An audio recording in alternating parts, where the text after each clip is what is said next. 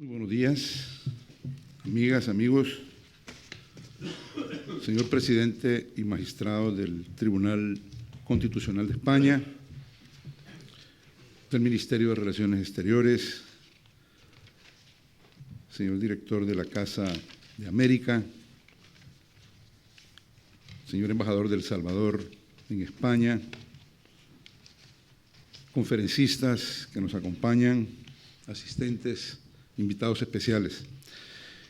Como miembro de la Sala de lo Constitucional de El Salvador, estamos muy orgullosos de estar acá en la Casa de América, felizmente en la coincidencia del 25 aniversario de la Casa de América y el 25 aniversario de los acuerdos de paz, para hablar precisamente de un tema que no es ajeno a España, porque España tuvo mucha participación en el proceso de paz salvadoreño, siendo parte de uno de los países amigos del proceso. Y estamos precisamente muy agradecidos por ese acompañamiento de España en el proceso de paz. En este seminario, Acuerdos de Paz y Constitución de El Salvador, aspectos jurídicos, en esta mesa, en este panel, sobre la incidencia de los acuerdos de paz sobre la Constitución y su perspectiva histórica, me voy a permitir poner en el contexto histórico el tema de las reformas constitucionales surgidas de los acuerdos de paz, hablar brevemente de la verificación internacional y de la exitosa evaluación que hizo el secretario general de Naciones Unidas al final del proceso, para luego hablar de las reformas constitucionales que se adoptaron precisamente en ese contexto histórico de los acuerdos de paz. Como se sabe, El Salvador vive un conflicto armado interno con muchísimas víctimas de ambas partes.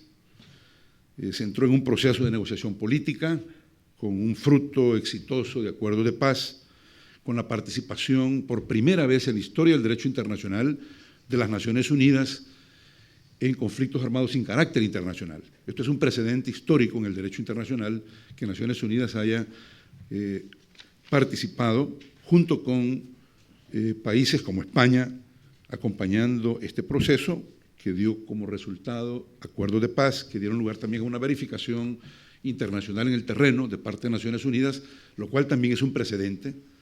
No existía en el derecho internacional un precedente de verificación internacional de acuerdos de paz surgidos tras la negociación en conflictos armados internos y verificación del cumplimiento de acuerdos de paz.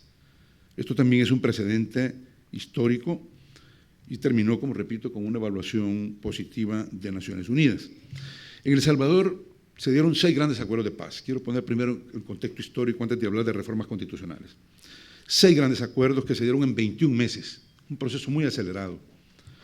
Comenzó en Ginebra en abril del 90 y terminó en Chapultepec, México, el 16 de enero de 1992, con la firma de la paz y la finalización del conflicto, pasando por Caracas, San José, Costa Rica, México, Nueva York y terminando con la finalización de la guerra hace 25 años exactamente.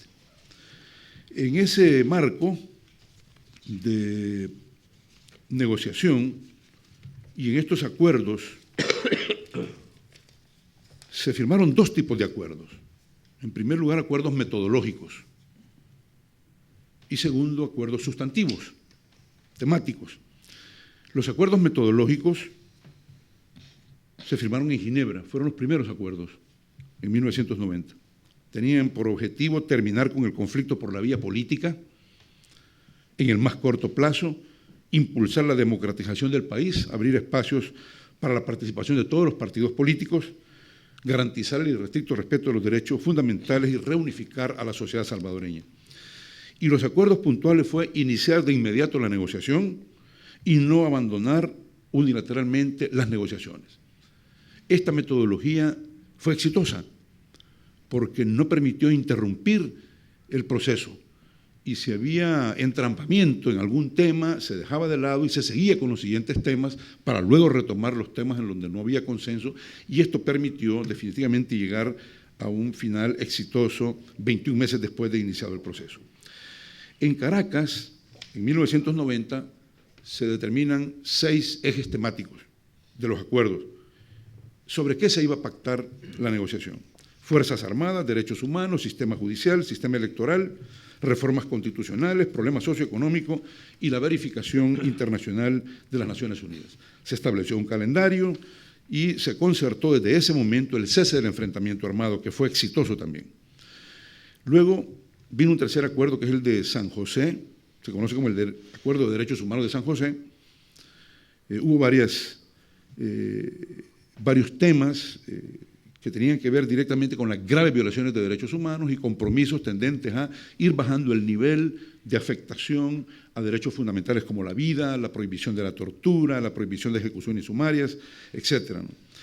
En este mismo Acuerdo de Derechos Humanos de San José se establecieron los parámetros para la verificación internacional que llevó adelante la misión de observadores de Naciones Unidas de El Salvador, establecida por primera vez en la historia de las Naciones Unidas. El cuarto acuerdo se realizó en México y este fue sobre el de reformas constitucionales, al que me voy a referir un momento después. ¿En qué temas se establecieron acuerdos sobre reformas constitucionales? En materia de derechos humanos, en materia de defensa nacional, en materia de seguridad pública, sobre el sistema judicial y sobre el sistema electoral. También en estos acuerdos de México se pactó el establecimiento de la Comisión de la Verdad, como muchas otras que ha habido en Sudáfrica y en otros países de América Latina. Esto dio lugar a que finalmente, el 31 de diciembre de 1991, en Nueva York, a las 12 de la noche, se acordara firmar la paz 16 días después, el 16 de enero, lo cual así resultó con el último acuerdo, el Acuerdo de Paz de Chapultepec, el 16 de enero de 1992, donde se dio fin al conflicto armado, se estableció el cese del enfrentamiento armado a partir de ese momento, y hubo acuerdos complementarios en materia de Fuerzas Armadas, seguridad pública, sistema judicial y derechos humanos. Eso es básicamente un resumen muy breve de los 6 grandes acuerdos temáticos y el método empleado por Naciones Unidas, que, como repito, fue muy exitoso y es lo que ha quedado como referente para el futuro. Resolver cualquier conflicto social, político, económico en El Salvador a través del diálogo. Yo creo que esa es una de las aportaciones más importantes que ha dejado el proceso de paz salvadoreño, no solo para El Salvador, sino para los conflictos de América Latina y del mundo. Resolver cualquier conflicto, independientemente de la envergadura, a través del entendimiento, el diálogo y la negociación política. Se da un proceso de verificación, por primera vez, como repito, de 1991 a 1996, a través de la misión de observadores de Naciones Unidas. Yo tuve el honor de formar parte, como funcionario de Derechos Humanos, de la División de Derechos Humanos de ONUSAL, se llamaba la misión. La misión tenía varias divisiones, una división de Derechos Humanos, una división militar, una división policial y una división electoral. España, al igual que otros países, participaron activamente en estas divisiones.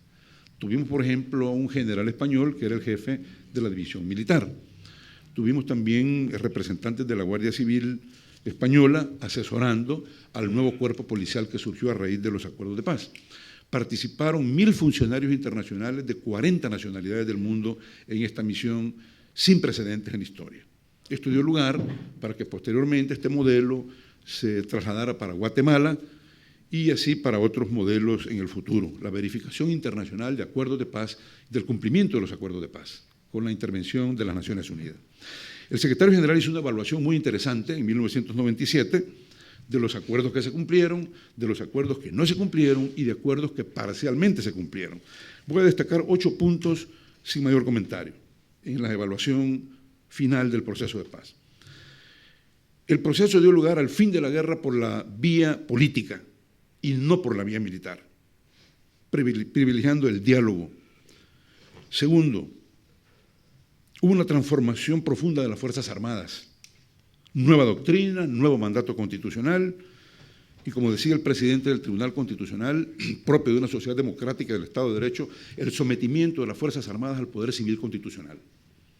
Tercero, una nueva institución policial con visión civil, la Policía Nacional Civil, con nueva doctrina, con una academia establecida para los estudios de esta nueva doctrina y con el condicionamiento que es parte medular de esta nueva concepción doctrinal de la policía y de la seguridad pública bajo el irrestricto respeto de los derechos humanos y bajo la autoridad civil en los cargos de dirección. Otro punto, el cuarto punto, la creación de nuevas instituciones democráticas, la Defensoría del Pueblo, Procuraduría de Derechos Humanos, un nuevo Tribunal Supremo Electoral, el Consejo Nacional de la Judicatura, como ejemplos. Un quinto punto dentro de estos logros y avances destacados es el fortalecimiento del sistema judicial, fundamentalmente en lo que se conoce como la columna vertebral del Estado de Derecho.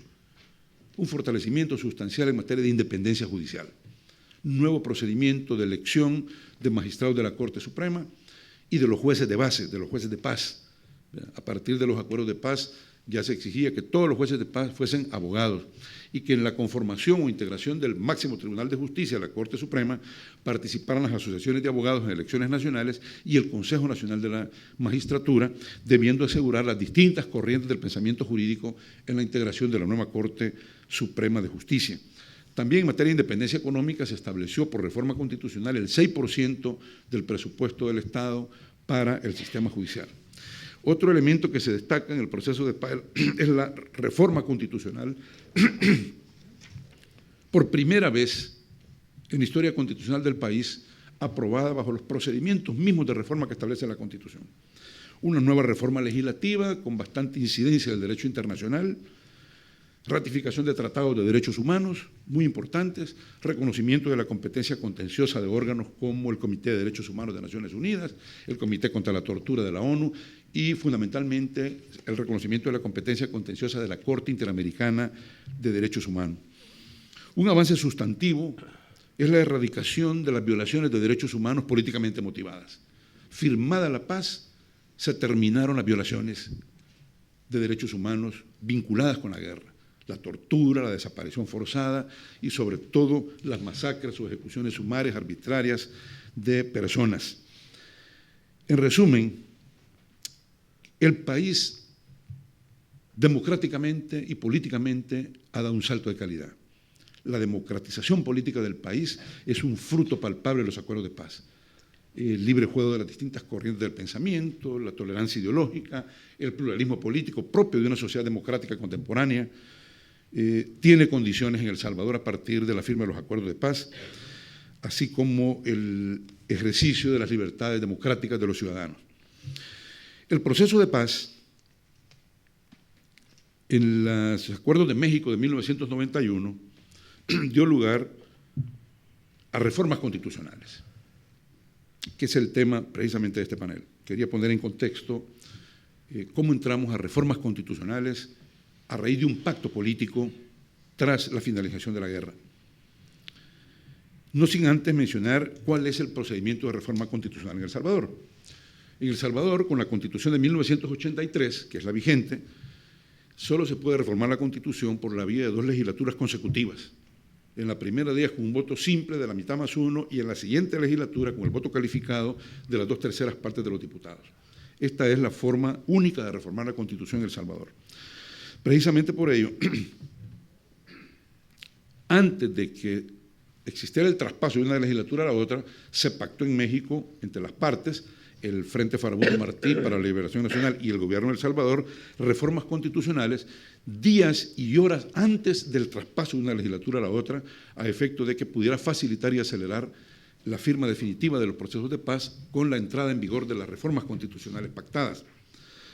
Es así que históricamente sabemos que las reformas constitucionales se firmaron horas antes o minutos antes de las 12 de la noche cuando terminaba la legislatura. Este evento también sucedió en Nueva York en 1991 cuando el secretario general Pérez de Cuéllar estaba saliendo ya de su mandato y antes de las 12 de la noche se firmó el acuerdo final de que se iba a firmar la paz 15 días después. El tiempo también ha corrido a nuestro favor para lograr la paz por la vía civilizada en El Salvador. ¿Cuáles son los temas objeto de reforma que se pactaron en México y que fueron adoptados por el Congreso íntegramente tal como fueron pactados? Íntegramente porque los diputados no introdujeron ningún cambio a las reformas pactadas por las partes en una negociación política. Hubo acuerdos en materia de derechos humanos, en materia de Fuerzas Armadas, en materia de seguridad pública, en materia de sistema judicial y en materia de sistema electoral. En derechos humanos, ¿en qué consisten las reformas constitucionales? En primer lugar, se creó la Procuraduría para la Defensa de los Derechos Humanos. La Defensoría del Pueblo de España, por ejemplo, o similar, con un mandato definido en la Constitución. Segundo, se amplió el ámbito de aplicación material del habeas corpus. Ya no solo está dirigido, como tradicionalmente se entiende, el habeas corpus, como un mecanismo con una garantía de protección exclusiva de la libertad personal. También, con la reforma constitucional, se dio lugar a considerar que la garantía del habeas corpus también abarcaba la protección de la dignidad y la integridad personal de las personas privadas de libertad. Esto también es un precedente en el derecho constitucional comparado. Yo tuve el honor de redactar esta reforma sin ser diputado, porque era asesor de la misión de Naciones Unidas y nos pedía apoyo al Congreso, apoyo técnico, legislativo, y reformamos, o redactamos, mejor dicho, con otros colegas de ONUSAL, esta reforma para introducir un valor agregado en una garantía constitucional como es el habeas corpus. La tercera reforma constitucional es la que tiene que ver con las víctimas. Se estableció la indemnización de las víctimas de retardación de la justicia y de las víctimas de error judicial. Y se estableció la responsabilidad directa de los funcionarios y subsidiarios del Estado por afectación a los derechos de las víctimas. En materia de Fuerzas Armadas, esta fue quizá una reforma profunda, precisamente por la institución a la que se refiere y el rol que tenían las Fuerzas Armadas en términos políticos en la conducción del país, de la firma de la paz hacia atrás, no solo en la conducción de la guerra. Se cambió la doctrina y se definió claramente la nueva doctrina militar de la Fuerza Armada. Se estableció un mandato propio del rol de una Fuerza Armada para periodos de paz en una sociedad democrática, la defensa de la soberanía y la defensa del territorio. Subsidiariamente podía participar, este fue un acuerdo de paz también, la Fuerza Armada en tareas de seguridad pública, coadyuvando los esfuerzos de la nueva entidad policial creada por la firma de la paz, pero ya no iba a tener más a su cargo la seguridad pública de la Fuerza Armada. Siempre la seguridad pública estuvo a cargo de la Fuerza Armada, la seguridad pública estaba militarizada completamente. Esto terminó con la firma de la paz a raíz de una reforma constitucional. Algo que es clave en una transformación desde la perspectiva de un Estado de Derecho es establecer las reglas del sometimiento de la Fuerza Armada al poder civil constitucional. Esto se ve hoy en día definitivamente con la nueva Fuerza Armada, mucho más profesional a raíz de los avances de los acuerdos de paz. Se creó la Organización de Inteligencia del Estado separada de la Fuerza Armada y sometida a la Presidencia de la República. Se declaró a través de la reforma constitucional que la nueva Fuerza Armada, con su nueva doctrina, iba a ser una institución profesional, apolítica, obediente al poder civil y no deliberante. Se transformó la justicia militar.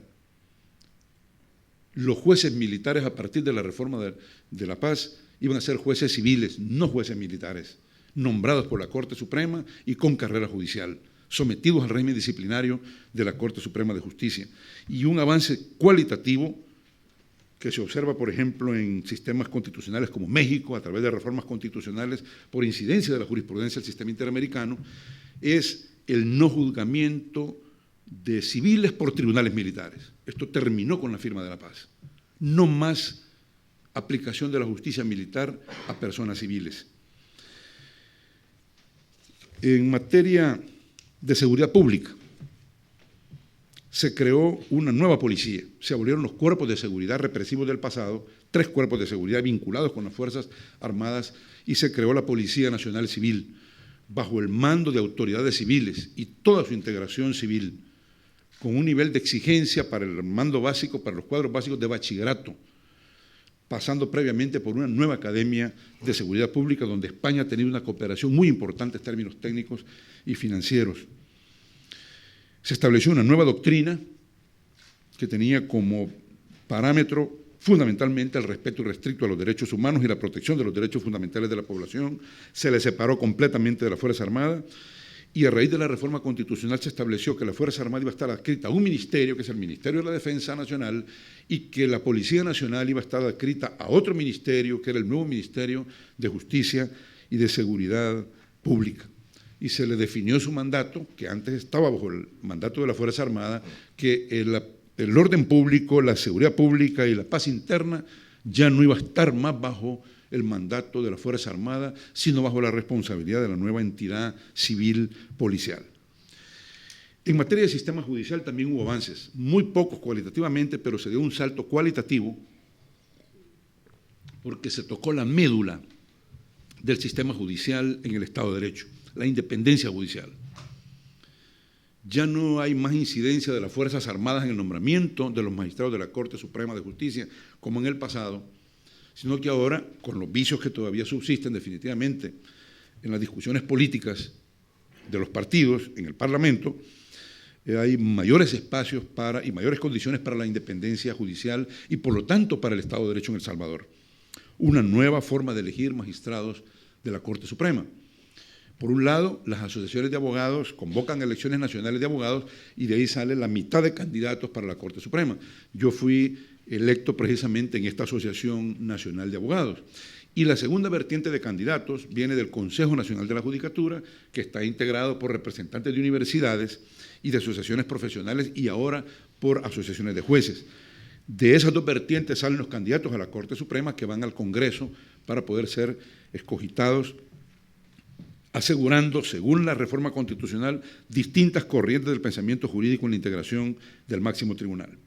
Cada 3 años se renueva una tercera parte de los 9 magistrados que integramos la Corte Suprema de Justicia, se establece la carrera judicial en la reforma constitucional, se establece que los jueces de paz van a ser abogados, se crea el Consejo Nacional de la Judicatura y la Escuela de Capacitación Judicial y se establece que no menos del 6% del presupuesto nacional va a ser destinado al órgano judicial para garantizar precisamente la independencia económica del sistema judicial. Y por último, en materia electoral, se creó un nuevo tribunal, el Tribunal Supremo Electoral, con una integración que viene de la Corte Suprema de Justicia, propuestos 2 magistrados por la Corte Suprema de Justicia y 3 magistrados del Tribunal Supremo Electoral que provienen a propuesta de los partidos políticos que han quedado en los primeros lugares en la elección presidencial inmediata anterior. Esto lo ha interpretado la Sala Constitucional en su jurisprudencia, que el hecho de que la Constitución diga de que los candidatos del Tribunal Supremo Electoral provienen a propuesta de partidos políticos no quiere decir que van a ser militantes de partidos políticos, ni mucho menos cargos de dirección de partidos políticos, porque ello definitivamente no garantiza la independencia judicial en la magistratura electoral máxima del país. Esto en sentencias que hemos emitido en la Sala Constitucional ha dado lugar a separar no solo al presidente del Tribunal Supremo Electoral, que era un dirigente de un partido político, porque ellos interpretaban de que la reforma constitucional daba lugar a que los partidos propusieran a dirigentes como jueces. La Sala dijo, esto es incompatible, la función partidaria, político-partidaria es incompatible con la función jurisdiccional, incluso en materia electoral, precisamente para salvaguardar el principio rector del Estado de Derecho, que es la independencia judicial. No sin críticas que ha tenido el tribunal, pero sostenemos esa jurisprudencia que está bastante desarrollada para defender precisamente desde la jurisprudencia constitucional el Estado de Derecho por la vía de fortalecer la independencia judicial. También estas reformas constitucionales en materia electoral se establece la participación de los partidos políticos en el registro electoral y en la vigilancia electoral. La Sala Constitucional en otra sentencia ha establecido, y sostenemos esa jurisprudencia, por supuesto, que en el conteo de votos no pueden participar las partes interesadas. Y hemos ordenado la ciudadanización del conteo de votos.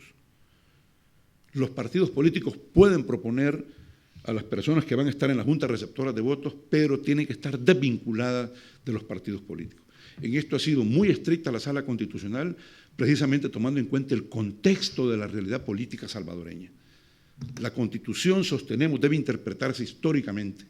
Tenemos que hacer una interpretación actualizada de la Constitución, como lo dijo vuestro presidente del Tribunal Constitucional, para extraer el efecto útil de sus normas para que sirva históricamente en el momento en que se va a aplicar la norma y no tener solo de referente el contexto histórico del momento en que se aprueba la norma constitucional, sino sobre todo el momento en que va a producir efectos su aplicación.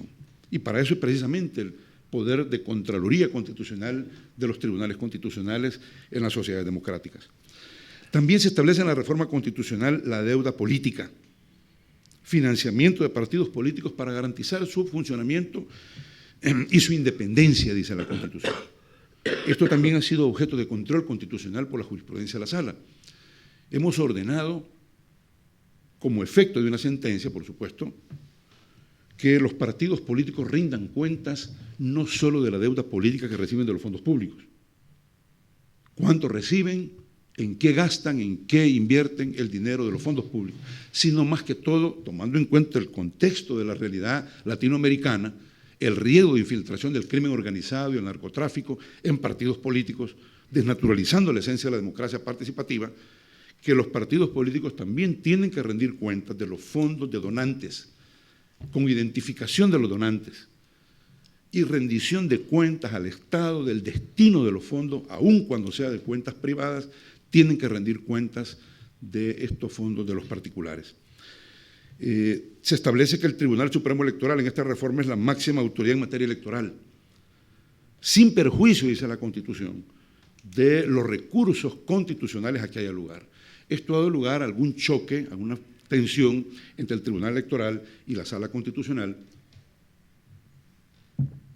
dado que en materia de derechos fundamentales, en el campo electoral, ha intervenido la Sala con demandas ciudadanas.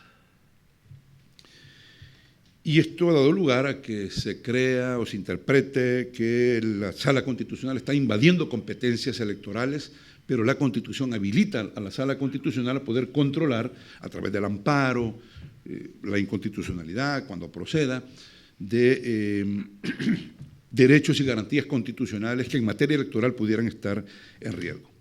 Los decretos de reforma constitucional que se aprobaron por la Asamblea Legislativa incorporaron íntegramente el texto de los acuerdos de paz. Esto es muy particular. Ni una tan sola coma fue cambiada en el Congreso. Tal como venían de México los acuerdos, fueron trasladados a la medianoche a la Asamblea y tal cual fueron aprobados.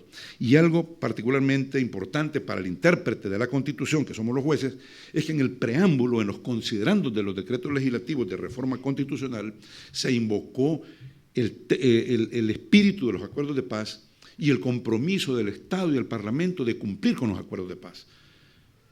Estos considerandos, donde está la fundamentación de las reformas constitucionales, nos ha servido a la Sala Constitucional para interpretar el texto de reformas constitucionales vinculadas con acuerdos de paz.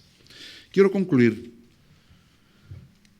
sosteniendo que existe en El Salvador una incidencia directa de los acuerdos de paz en las reformas constitucionales.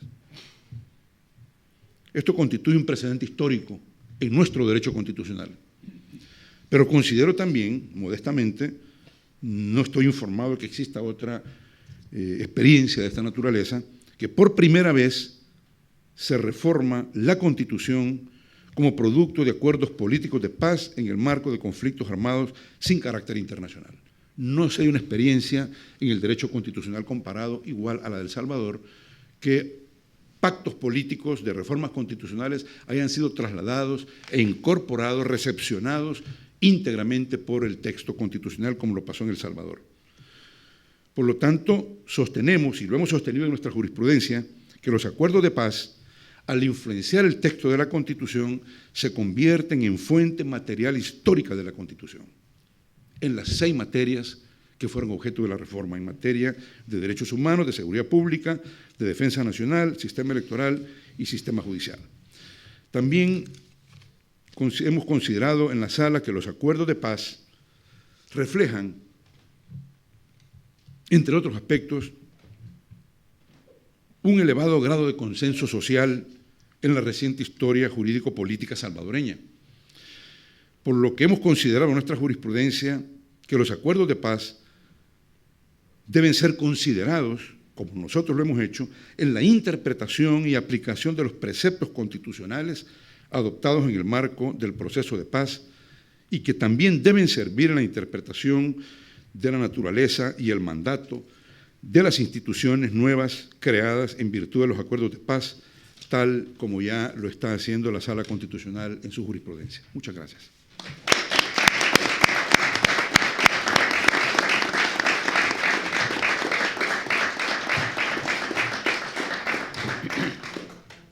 Voy a hablar desde aquí.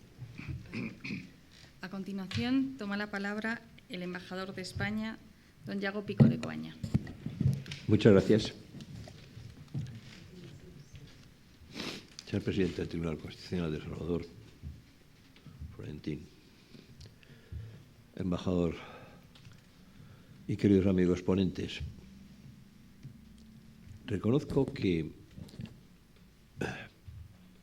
si no se me oye bien, me lo dicen, porque estoy un tanto acatarrado, ¿verdad?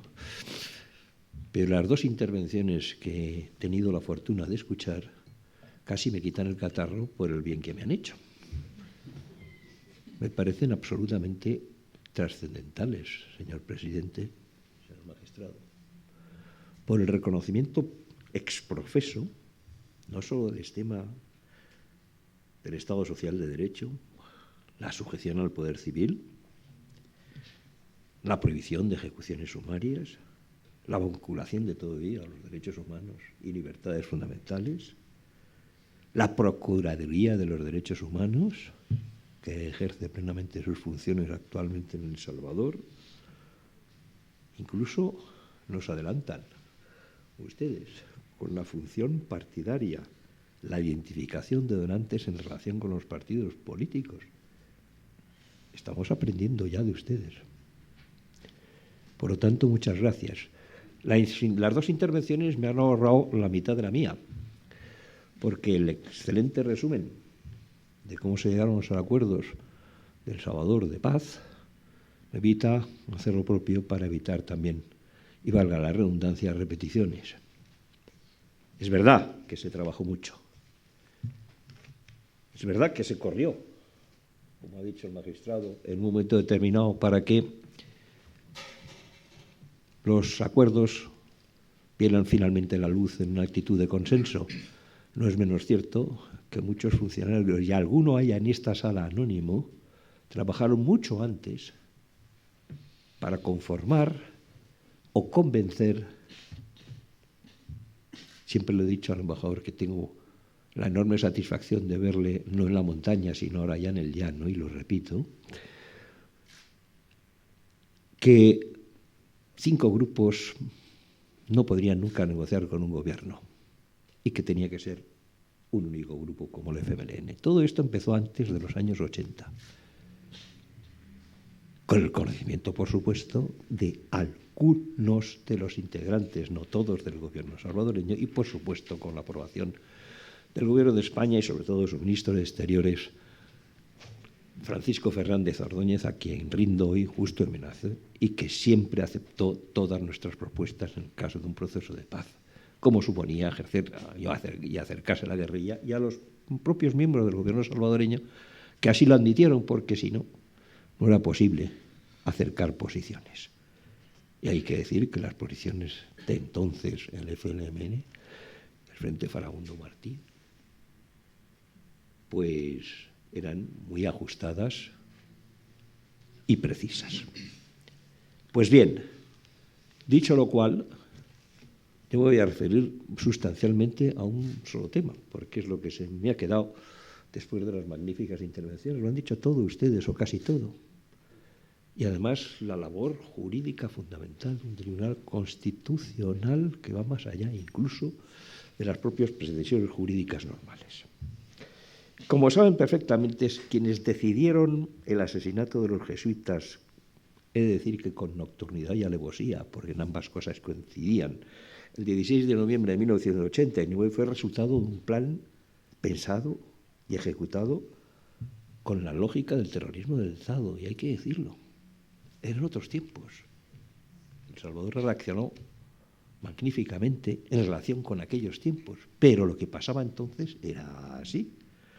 Y por ello es un crimen de lesa humanidad, como bien se ha mencionado por los dos, presidente y magistrado, en relación con estos temas generales de defensa de los derechos humanos, por los que fueron implicados 18 militares al menos salvadoreños. La pregunta clave es, la primera, la justicia universal, ¿creemos en ella? La segunda, quienes realmente atizan la provocación y la inestabilidad. ¿Los que buscan la verdad y la justicia o los que defienden la impunidad? Demasiadas veces he oído a lo largo de estos años la frase perdón y olvido. El dolor causado por un crimen no se resuelve con el olvido, sino con el reconocimiento de la verdad, el arrepentimiento y la dignificación de las víctimas. Eso no quiere decir revanchismo, ojo.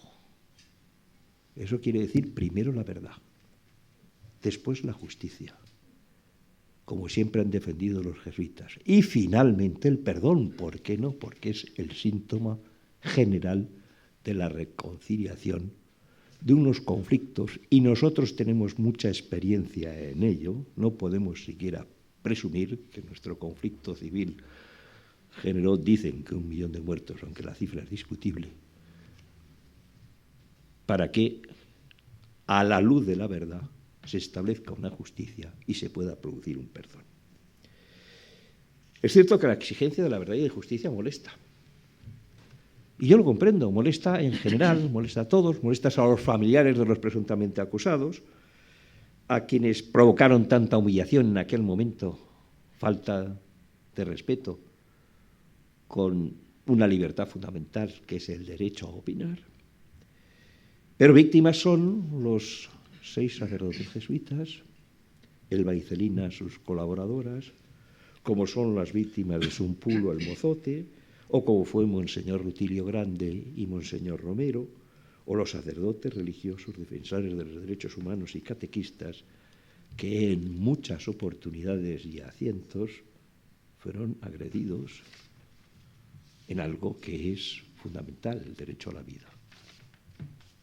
Eso justificaba la presencia de un FMLN que hoy, precisamente, y esa es la gran virtud de los acuerdos, como bien ha dicho el magistrado, se encuentra al frente de la Presidencia de la República de El Salvador. Las capturas y la petición de extradición no son un asunto político, como se pretende hacer ver. Las capturas responden siempre a una orden internacional girada a través de la Interpol, cuyo cumplimiento es obligatorio para los compromisos asumidos por El Salvador a nivel internacional en materia policial y judicial, como muy bien han señalado los que han intervenido y me han precedido en el uso de la palabra. Si los imputados son culpables de lo que se les acusa, tendrán la oportunidad de mostrarlo en un juicio justo. Y si han obedecido órdenes, tendrán también la oportunidad de decir quiénes y por qué les dictaban esas órdenes. Querer conocer la verdad de lo que ocurrió y llevar el caso ante la justicia no atenta contra el auténtico espíritu de los acuerdos de paz en absoluto. Hay que recordar que las partes negociadoras, como muy bien ha destacado tanto el presidente del Tribunal Constitucional como el magistrado, hay que reconocer que se comprometieron a cumplir con las recomendaciones de la Comisión de la Verdad y reconocieron, comillas, la necesidad de esclarecer y superar todo señalamiento de impunidad de oficiales de la Fuerza Armada, especialmente en los casos donde esté comprometido el respeto a los derechos humanos. A tal fin, las partes remitieron, abro comillas, la consideración y resolución de este punto a la Comisión de la Verdad. Todo ello sin perjuicio del principio de que hechos de esa naturaleza, independientemente del sector a que pertenecieron sus autores, responsables a las sanciones, son responsables a las sanciones contempladas por la ley. Es decir, es el capítulo, como bien ha señalado, de los acuerdos de paz, que yo primero el referente a las Fuerzas Armadas. Esto fue desvirtuado posteriormente con la ley de amnistía. Pero nos hemos encontrado en la documentación que nos ha facilitado, por lo menos a mí, con 2 sentencias que me parecen muy clarificadoras. 2 sentencias que vienen, que si entiendo bien son del año 2016, no lo sé seguro, no tengo el dato correspondiente.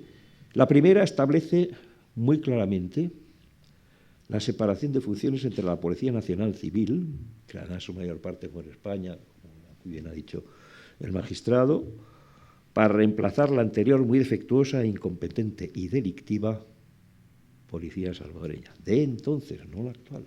Cuidado. Las Fuerzas Armadas también, en segundo lugar, como elemento original del debate. Pues bien, en esa primera sentencia se menciona el informe sobre seguridad ciudadana y derechos humanos de la Comisión Interamericana de Derechos Humanos, que se diferencia claramente, como muy bien ha dicho el magistrado, entre seguridad pública, que corresponde a la policía, y seguridad nacional, que corresponde, como defensa de la soberanía, a las Fuerzas Armadas. También se cita el Congreso de las Naciones Unidas sobre la prevención de delitos. Y finalmente se reconoce la Comisión de la Verdad de Naciones Unidas, que tiene pleno valor y carácter jurídico. Lo que les ha llevado a qué, en esta sentencia, a declarar inconstitucional el nombramiento del director de la policía y del jefe de las Fuerzas Armadas. ¿Por qué? Porque no cumplían los requisitos de los acuerdos, que es que fueran civiles, en otras palabras. Hay otra más, una segunda sentencia, que estoy seguro que es del año 2016, que también menciona la Convención Americana de los Derechos Humanos, el Pacto Internacional de Derechos Civiles y Políticos, se menciona el protocolo adicional, lo voy a seguir porque esto lo conocen todos ustedes muy bien, de 1977, relativo a los convenios de Ginebra del 49, relativo también a la protección de víctimas de los conflictos armados sin carácter internacional y a la propia Comisión de la Verdad de las Naciones Unidas. Pues bien, esta sentencia declara inconstitucional la ley de amnistía para la consolidación de la paz, porque impide la reparación integral de los crímenes de lesa humanidad y los crímenes de guerra atribuidos a ambas partes, no solo a una. Exige, según los baremos de Naciones Unidas aceptados sobre los acuerdos de paz, que precisamente se respete esta concepción. Además, las partes se remitieron con el compromiso firme de aceptación a las conclusiones de la Comisión de la Verdad. La Comisión de la Verdad no es cualquier cosa. Fue realizada y constituida por Naciones Unidas, apoyada y financiada por sus Estados miembros. Reconocida su ubicación y derecho fundamentalmente por consenso en la práctica en el seno de Naciones Unidas, y estaba presidida por el expresidente de Colombia, Belisario Betancourt, con la participación de Reinaldo Figueredo Blanchard y Tomás Burgenthal, y constituida por un amplio espectro de comisionados, consultores, investigadores, expertos, peritos, personal administrativo y de seguridad, que llevó a conclusiones incuestionables. Son dos comisiones de la verdad que se han establecido, una para el caso de Guatemala y otra para el caso de El Salvador. Hay una diferencia. En el caso de la Comisión de la Verdad para El Salvador se mencionan con toda claridad los nombres y apellidos de cada uno de los responsables. Con frases como esta: existe sustancial prueba de que el entonces coronel, o existe plena prueba que posteriormente todos estos oficiales y otros en conocimiento de lo ocurrido tomaron medidas para ocultarlo, o existe plena prueba que los coroneles tal. Se define también como plena prueba el operativo del asesinato, palabra operativo que es muy conocida en el ámbito salvadoreño, y un largo etcétera. La Comisión considera que es injusto que el coronel Guillermo Alfredo Benavides Moreno y el teniente Yusef Remedios fueran los únicos responsables, cuando evidentemente había responsabilidad por altos militares salvadoreños. En el 2009, la Audiencia Nacional de España ya anunció una investigación contra los militares salvadoreños implicados. El 30 de mayo de 1911, la Audiencia Nacional, a través del juez Velasco, emitió órdenes de arresto con los nombres y apellidos de las autoridades salvadoreñas, que las autoridades salvadoreñas, quiero decir, deberían capturar. Sin embargo, no fue así, porque se interpretó de que lo que se pedía no era su detención inmediata, sino su ubicación. Es un término jurídico que desconozco, pero eso es lo que efectivamente se dijo en aquel momento. En cualquier caso, el Tribunal Supremo de España ha afirmado la jurisdicción de los tribunales españoles y en concreto de la Audiencia Nacional para investigar el asesinato de los jesuitas Ignacio Ellacuría y otras 7 personas ocurridas en noviembre de 1989 en El Salvador. Y por esa razón, junto a la existencia de víctimas de nacionalidad española, afirma la competencia de los tribunales españoles de acuerdo con lo previsto en la Ley Orgánica del Poder Judicial. La Audiencia Nacional, de que soy titular, no sé si lo sigo siendo, la verdad, pues no estoy al día, pero ustedes me corregirán, el juez Eloy Velasco hizo en un momento la pregunta al Supremo si correspondía o no el archivo en función de la reciente reforma de ley que regula la llamada justicia universal que fue aprobada por el actual gobierno español. El alto tribunal, que ya denunció en su día la restricción sustancial y extrema de los derechos de los españoles víctimas de genocidios y delitos de lesa humanidad y crímenes de guerra en el extranjero a raíz de la reforma realizada por el gobierno de Rajoy, ha respondido al juez que debe seguir investigando porque considera que, por un lado, varias víctimas tenían la nacionalidad española, además de la salvadoreña, y por otro, hay indicios suficientes de que el proceso penal desarrollado en su día en El Salvador no garantizó la persecución, el castigo efectivo de los responsables de los crímenes. Según el acto dictado por la Sala Penal de este tribunal, Manuel Marchena, el proceso penal seguido en El Salvador no pretendió realmente que los responsables de los hechos fueran castigados, sino más bien su sustracción a la justicia, todo ello acompañado de la ausencia de garantías necesarias de independencia e imparcialidad.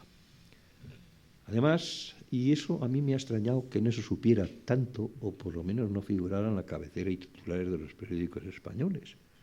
En un gesto que le honra, aunque tardío, yo quiero recordar que Estados Unidos apoyó al gobierno salvadoreño de entonces y a los militares, como ustedes conocen, pero que, reconociendo la necesidad de establecer un acuerdo, además de los 4 países que han sido mencionados como países amigos del secretario general, se uniera al final el propio gobierno de los Estados Unidos para coparticipar, y fue extraordinariamente útil, sobre todo en la reducción de las fuerzas militares salvadoreñas, que pasaron de más de 50.000 a 31.000, si no me equivoco, aunque hay que decir que 8.000 no existían y sin embargo cobraban. Bueno, es una cosa curiosa que nos pasa a todos, ¿no? Pero en fin, a todos no, pero bueno, pasaba entonces. Se unió, conformó el 4+1, es decir, México, Venezuela, Colombia, España y Estados Unidos, y fue extraordinariamente útil para empujar decididamente, controlar a los militares salvadoreños que no querían saber nada de la verdad de lo sucedido, y finalmente ubicar de una manera definitiva los acuerdos de paz. Bueno, pues 25 años después, coincidiendo con el aniversario, han sido desclasificados los documentos, que es lo que me extraña que no haya sido. En esta desclasificación de documentos, punto por punto, les puedo garantizar que todo lo que estoy diciendo se ve apoyado por los documentos desclasificados por los Estados Unidos. Incluido, hay que reconocer que son extraordinariamente deportivos, todos los errores o desviaciones de información de su propia embajada en el Senado de San Salvador. Conocer la verdad de lo que pasó, y con esto voy a terminar. Yo creo en la justicia universal. No todo el mundo lo hace, y además yo respeto mucho los argumentos de unos y otros en este sentido, pero sí creo en las sentencias de los propios tribunales salvadoreños, que acabo de definir. Conocer la verdad de lo que pasó, en este caso y otros casos, será un bien para El Salvador. Contribuirá a que se haga justicia para las víctimas, constituirá un paso trascendental en el proceso de reconciliación y, sobre todo, de verdad, que con esto no se pretende venganza. No es cuestión de que al señor lo procesen para meterlo de por vida en la cárcel. No es cuestión, menos mal que se ha suprimido la pena de muerte, no es cuestión de que se vaya, no, es cuestión de conocer la verdad para poder administrar una justicia justa y luego ubicar el perdón que facilite la reconciliación. Muchas gracias.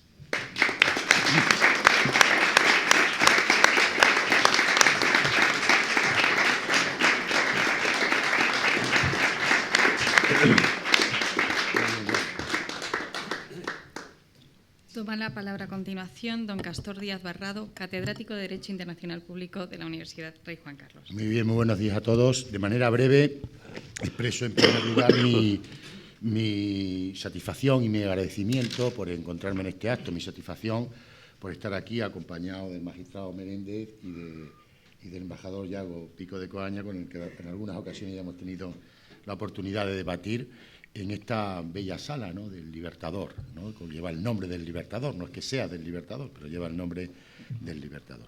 Y en segundo lugar, mi agradecimiento al Tribunal Constitucional por haber tenido la amabilidad de invitarme, y yo quiero expresarlo y plasmarlo en la persona de don Pedro González Trevijano, excelente rector de la Universidad Rey Juan Carlos, que fue mi rector.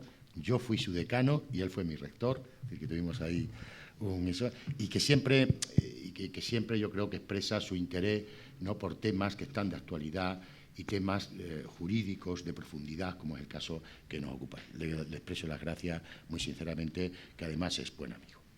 Bien, yo quisiera hacer algunas reflexiones en torno a estos dos conceptos que estamos manejando aquí, que son los acuerdos de paz de Chapultepec y la Constitución salvadoreña. Coincido con el magistrado Meléndez en que quizá los acuerdos de paz no están expresamente en la Constitución salvadoreña, pero que el espíritu de los acuerdos de paz sí están en la Constitución salvadoreña.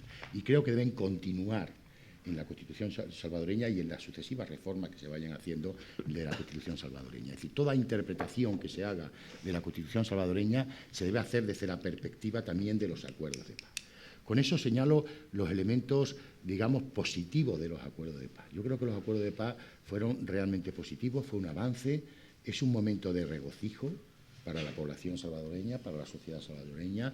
Si cerramos los ojos, si cierran ustedes los ojos y nos trasladamos a 1992, yo recuerdo, ojalá me pudiera trasladar a 1992, nos trasladamos a 1992 y yo recuerdo que eso es un momento no solo histórico, ¿no?, para El Salvador, sino también histórico para la comunidad internacional e histórico para la región centroamericana y para la región latinoamericana en su conjunto. Yo creo que los acuerdos de paz son realmente positivos. Ahora bien, si nosotros observamos a esos acuerdos de paz ahora en perspectiva histórica, pues vemos que quizás esos acuerdos de paz fueron insuficientes. Quizás vemos que esos acuerdos de paz tengan elementos de fragmentación. Quizás podemos ver que esos acuerdos de paz están de alguna manera incompletos. Pero claro, los acuerdos de paz tienen que ser analizados en su propio momento histórico, en el momento histórico en el que se llevan a cabo esos acuerdos de paz.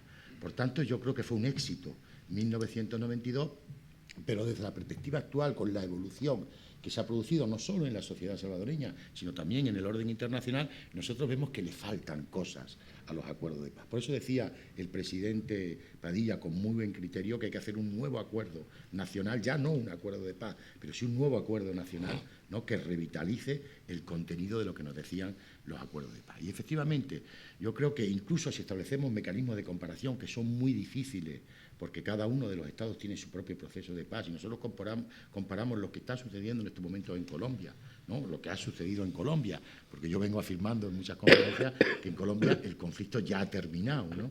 Claro, no sabemos si termina, pero yo creo que ya ha terminado el conflicto. Si comparamos la situación de Colombia y la situación de El Salvador, vemos como en el caso colombiano, a día de hoy, pero claro, hace un mes, 2 meses que se ha cerrado, digamos, definitivamente el acuerdo de paz, el acuerdo es mucho más completo, el acuerdo está mucho más detallado, el acuerdo es más pormenorizado, el acuerdo es más preciso.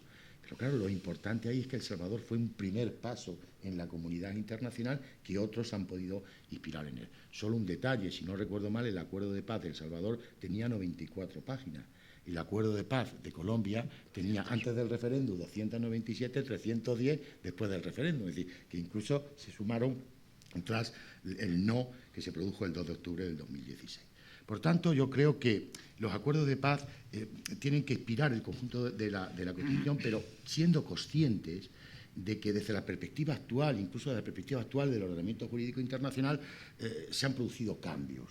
Y como se han producido cambios, esos acuerdos de paz tienen que ser interpretados de manera extensiva, ¿no?, en pro, digamos, de la aplicación del ordenamiento jurídico internacional, fundamentalmente del derecho internacional humanitario y del derecho internacional de los derechos humanos, en los avances que se han producido en esa materia. Pero claro, los acuerdos de paz responden a su momento histórico. Y responden a un momento histórico sumamente interesante, porque El Salvador sufre su conflicto precisamente en dos momentos de las relaciones internacionales que van a marcar la actualidad en la que vivimos. Por una parte, 1979, que todo el mundo se olvida de 1979, y 1989, que todo el mundo se acuerda de 1989. Y efectivamente, ahí está el conflicto salvadoreño. El conflicto de Salvador empieza prácticamente, se dice, en 1980 y finaliza en enero de 1992. Por tanto, desde el 79 prácticamente hasta el 89. En el 89 ya todo el mundo sabemos lo que pasó.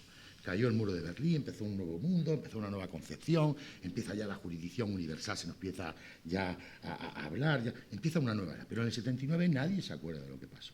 Y eso, claro, es la consecuencia, los acuerdos de paz son consecuencia de 1979. En 1979 la Unión Soviética invade Afganistán. En 1979 Khomeini llega al poder y empieza a establecerse un nuevo régimen.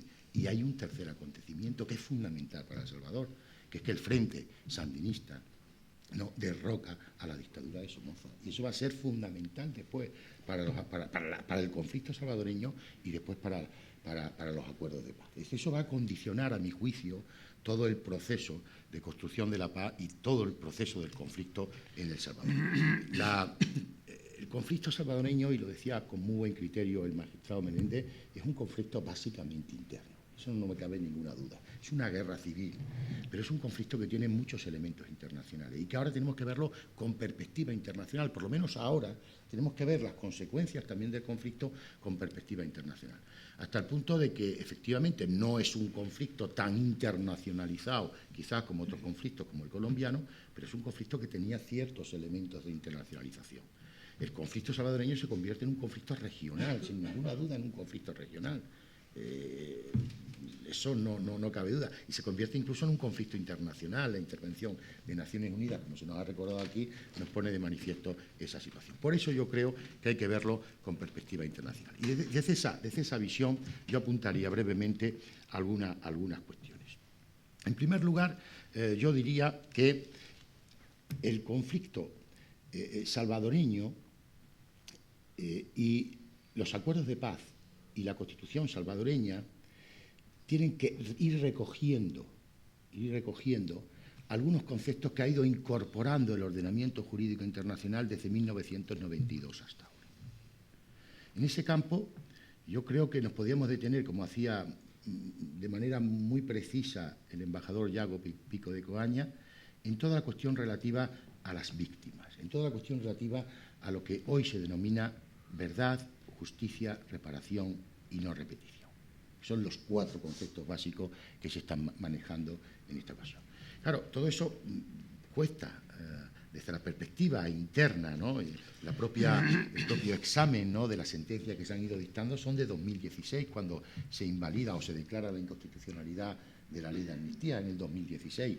Pero Salvador ya, antes de eso, se encontraba con 5 condenas de la Corte Interamericana de Derechos Humanos, ¿no?, por determinados asuntos, entre ellos el que nos recordaba el embajador de Mozote. Es decir, de determinados asuntos, 5 condenas de la Corte Interamericana de Derechos Humanos previas a que la Corte haya invalidado o haya declarado la inconstitucionalidad de esa ley de amnistía. Por eso yo creo que hoy hay que verlo sabiendo que en ese momento no se pudo hacer, porque en ese momento se estaban gestando esos conceptos en el propio orden jurídico internacional. No es que los salvadoreños no quisieran incluir en los acuerdos de paz todas estas cuestiones, sino que muchas veces esos conceptos, el propio concepto de jurisdicción universal, aún no se había asentado en el ordenamiento jurídico internacional. Tenemos que esperar hasta 1998 para que se cree la Corte Penal Internacional. Por tanto, no es que en ese momento no se quisiera, sino que tampoco se podía, porque no teníamos todavía madurados los conceptos en el orden jurídico internacional. Pero yo creo que hoy se podría ver, reconociendo todo el valor que tienen los acuerdos de paz, todo el valor que supone la reforma de la Constitución, que básicamente se centra en una reforma de las Fuerzas Armadas y en una reforma de la representación política y el papel tan importante que se le da a los partidos políticos. Decía el presidente, y yo creo que lo decía con muy buen criterio y sabiendo muy bien lo que decía, que hoy no solo son los partidos políticos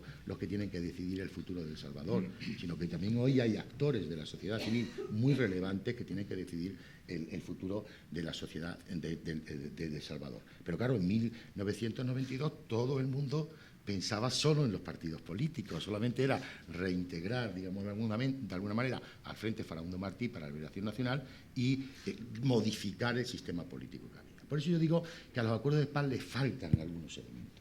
Bueno, esos elementos yo creo que a través de una interpretación sabia, prudente, moderada, equilibrada por parte de la Corte Constitucional se pueden ir incorporando progresivamente y eso constituirá elementos de pacificación, elementos de cerrar heridas. Cerrar heridas en un ámbito en el que nunca, infortunadamente, se cierran todas las heridas. Es decir, las guerras civiles no se cierran nunca, solo las cierra el paso del tiempo y de muchísimo tiempo. Solamente nosotros somos incluso testigos, los españoles, de esta realidad. Después de 80 años ni siquiera se llegan a cerrar todas las heridas. Pero en la medida de lo posible cerrar todas las heridas que ha producido una guerra civil y cerrarlas siempre desde la perspectiva del respeto de los derechos humanos y del derecho internacional humanitario. Por tanto, yo quisiera hacer esa precisión, no sé si me he explicado con claridad, de interpretar en términos actuales algo que se hizo en su momento bien, que se hizo muy bien, pero que era incompleto, que era fragmentario, que era insuficiente, porque tampoco disponíamos con precisión de los conceptos jurídicos, tampoco eran aceptados en la comunidad internacional de manera plena esos conceptos jurídicos de derecho internacional que hoy son aceptados de manera plena. Por tanto, que El Salvador vaya incorporando, las autoridades salvadoreñas vayan incorporando esos elementos. Y una segunda reflexión, y esto acabo para no extenderme.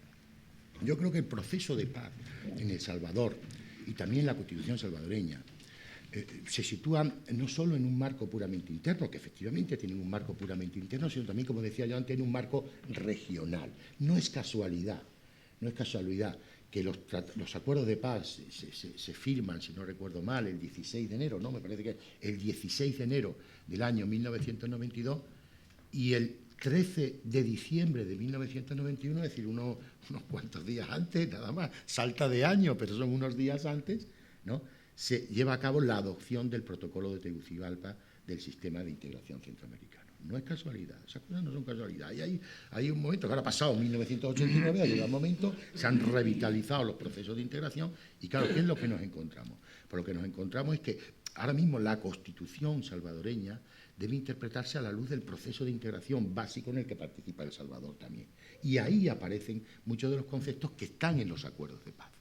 Es decir, curiosamente, el proceso de integración el sistema de integración centroamericano es el único que yo recuerde, ¿no?, en este momento, que su tratado constitutivo, en el protocolo de Tegucigalpa, que reforma la Carta, ¿no?, centroamericana, la ODECA, de la Organización de Estados Centroamericanos, es el único que habla como concepto esencial de la paz. Ningún otro proceso de integración menciona la paz en su tratado constitutivo. ¿Por qué? Porque se da por hecho que todo proceso de integración parte de una relación de estados que están en paz. Sería inconcebible que la Unión Europea no existiera, ¿no?, con estados que se encuentren en conflicto. Por tanto, solamente la paz. Pero, sin embargo, aquí era esencial, porque es 1991, porque llega en el 92 la paz, porque venía la situación de Nicaragua, porque venía la situación de Guatemala, porque estábamos en esa situación. Pues bien, todos esos elementos centrales que aparecen en los acuerdos de paz de El Salvador y que se reflejan después en la Constitución, quedan también reflejados en el protocolo de Tegucigalpa del que El Salvador es parte. Por tanto, El Salvador es miembro del sistema de integración centroamericano. 4 conceptos básicos figuran: la paz, democracia, derechos humanos y desarrollo económico y social. Esos son los 4 elementos esenciales que nos señala el protocolo de Tegucigalpa. Por tanto, yo lo que diría es que ahora mismo la interpretación de la Constitución salvadoreña debe hacerse también en el marco de ese protocolo que se incorpora de alguna manera al bloque constitucional. Lo dice la propia Constitución salvadoreña. Si lo tengo en vigor, en el artículo 89 dice: El Salvador alentará y promoverá la integración humana, económica, social y sociocultural con las repúblicas americanas y especialmente con las del Istmo centroamericano. Es decir, que la propia Constitución le dirige ya al marco, valga la expresión, entre comillas, constitucional, que lo señala el protocolo de Tegucigalpa. Es decir, no se pueden hacer, a mi juicio, interpretaciones de la Constitución salvadoreña sin tener en cuenta que Salvador pertenece a un proceso de integración, como es la integración centroamericana, que nos va a ir aportando valores y principios. Nos va a ir aportando valores y principios. Y ahí en el protocolo de Tegucigalpa aparecen una serie de propósitos y una serie de principios. Y entre esos propósitos, valores y principios están, sin ninguna duda, democracia, derechos humanos, paz y desarrollo económico y social. Pues muy bien, acabo con esto. Yo diría como elementos centrales los siguientes. En primer lugar, que el acuerdo de paz de El Salvador es algo que hay que celebrar. Hay que celebrar en el momento histórico en el que se produce este acuerdo de paz. Un momento histórico en el que se ha abierto la comunidad internacional, a partir de 1989 se abre la comunidad internacional, pero que procede de un momento en el que se había cerrado la comunidad internacional. No olviden ustedes que en 1979 se produce la Revolución Sandinista, que en 1981 llega Ronald Reagan al poder y que eso va a generar una situación muy de conflicto en todo Centroamérica y que eso origina de alguna manera, no es el único factor, pero es un factor, también el tercer factor de la desigualdad social, de la injusticia social, ¿no? Pero es un factor que origina también el conflicto en todo el istmo centroamericano. Por tanto, los acuerdos de paz suponen un éxito, pero los acuerdos de paz tenemos que verlo en perspectiva histórica y en perspectiva contemporánea. Y en esa perspectiva contemporánea yo creo que los acuerdos de paz deben interpretarse a la luz de nuevos conceptos que van apareciendo en el derecho internacional. Respecto a las víctimas, verdad, justicia, que significa no impunidad, reparación y no repetición. Esos son los elementos. Es cierto que cuando hablamos de impunidad estamos tocando elementos básicos, ¿no? Es decir, digamos, los aspectos centrales de lo que se entiende una justicia transicional. Y toda justicia transicional, por muchos esfuerzos que hagamos, a lo mejor se produce un pequeño trozo de impunidad en toda justicia transicional. Eso me lo decía en Colombia una alumna, me dice, profesor, al final en todo proceso de justicia transicional se produce algún elemento de impunidad. Pero bueno, por lo menos que no se produzca ningún tipo de impunidad en aquellas violaciones graves, sistemáticas de los derechos humanos, en aquellas violaciones que afectan a lo que podemos llamar el jus cogens internacional. Es decir, aquellos delitos graves de lesa humanidad, delitos contra la humanidad, no se puede producir ningún tipo de impunidad. Así que muchísimas gracias a todos por haberme escuchado.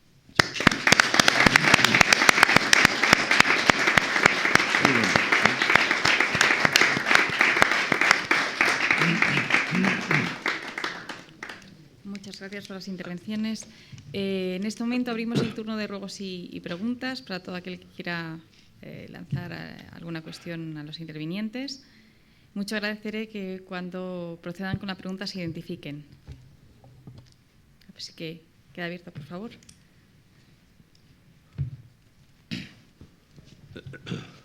Buenos días. Mi nombre es Gustavo Ramos. Soy ciudadano salvadoreño y español. Y bien importante, pues, las declaraciones que ustedes hacen. Me parece muy oportuno, porque los acuerdos de paz, vistos desde El Salvador, no se celebran, ¿no? Porque, bueno, nos cuesta llevar esto todavía. Y digo esto porque yo soy una víctima y era un niño de 9 años cuando me pegaron 3 balazos los guerrilleros y mataron a mi papá a la par mía. A mí nadie me ha pedido perdón y yo soy invisible.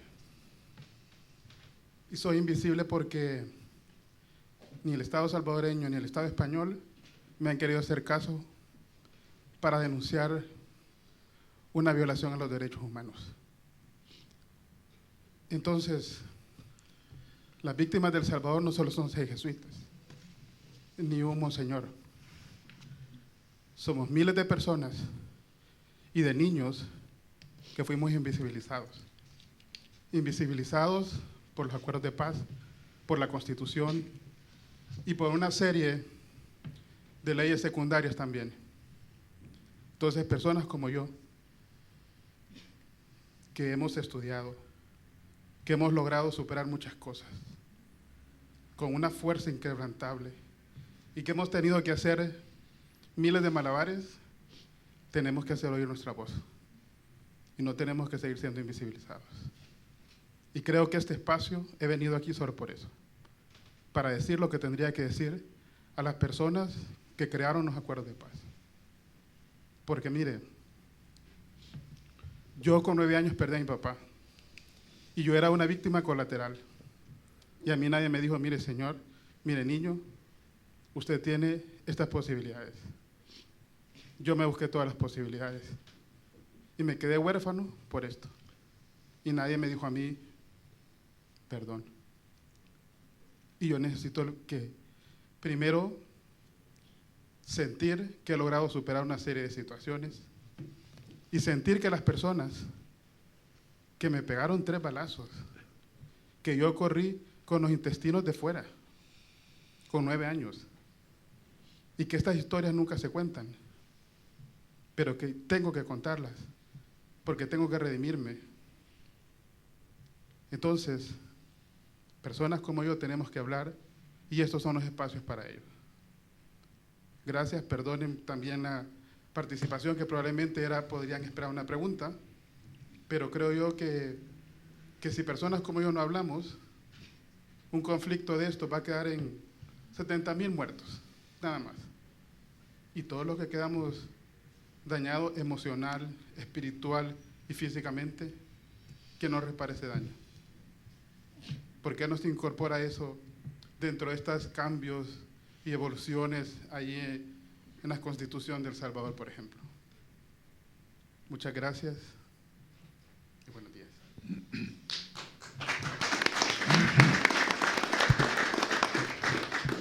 Si me permite, por favor. Don Muy brevemente, señor Ramos, compatriota. En la siguiente ponencia, después del café, vamos a explicar la sentencia de la Sala Constitucional sobre la ley de amnistía.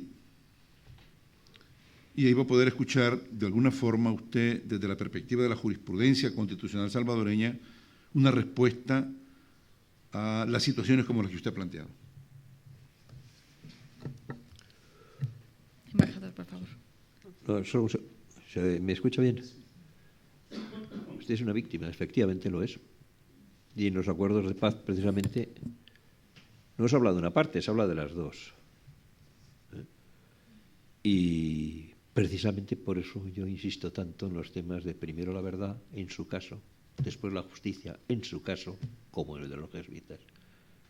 Y entonces tendrá usted la capacidad de perdonar a los que primero le han pedido usted perdón.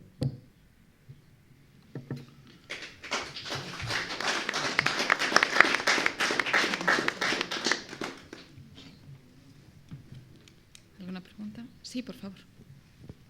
Después la señora. Yo soy José Márquez, soy español, aunque tengo una relación bastante profunda y larga con El Salvador. Mire, quizás desde la distancia vemos las cosas exageradas, no lo sé, pero desde que tenemos esta nueva sala de la Constitucional, que realmente ha hecho sentencias que han generado, llamémosle, confusión ante ciertos políticos, yo veo desde aquí unos ataques a la independencia del Poder Judicial, un ataque a la Sala de lo Constitucional que yo llamaría de linchamiento. Había hasta manifestaciones y, curiosamente, me llama mucho la atención que gran parte, insisto, es una percepción que yo tengo desde aquí, y si es errónea, pues encantado de que me lo corrijan. Pero observo que gran parte de estos ataques no vienen precisamente de Arena, que quizás, sobre todo con la sentencia última que anula la ley de amnistía, pues debía de ser más preocupada, puesto que el 90% de los casos de violación de derechos humanos correspondieron al Estado, y también los más graves, ¿no? En cambio, observo que gran parte de estos ataques vienen del propio Frente Farabundo Martín. Yo comprendo que las sentencias del Tribunal Constitucional serán discutibles, y no todo el mundo estará de acuerdo. Y alguna a lo mejor tiene hasta errores, yo no lo sé porque no soy jurista. pero el hinchamiento que yo observo desde aquí me parece preocupante y no sé cómo lo están viviendo la sala. Muchas gracias. Eso va para ti. Sí.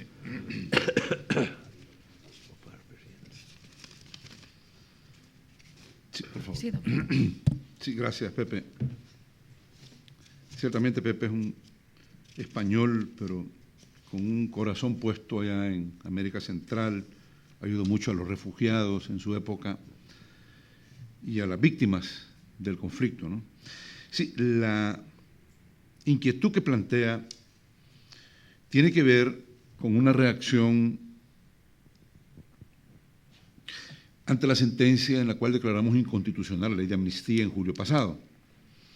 En esa sentencia nos referimos a los responsables de los crímenes de lesa humanidad, a los responsables de las más graves violaciones al derecho internacional humanitario, no a todos los crímenes de guerra, porque las amnistías están permitidas tras los conflictos armados por el derecho internacional humanitario, pero no de carácter irrestricto, sino que son amnistías limitadas que tienen que ver básicamente con cuestiones militares. En la sentencia nosotros precisamente nos referimos a la responsabilidad de los mandos y sabemos que a esa parte de la sentencia obedece la reacción desproporcionada de algunos sectores del partido que está en el gobierno ahora, porque se esperaba que la Sala Constitucional básicamente hiciera un control constitucional de una ley con efectos únicamente dirigidos hacia la responsabilidad del Estado y no a la responsabilidad de la otra parte, que no era el Estado.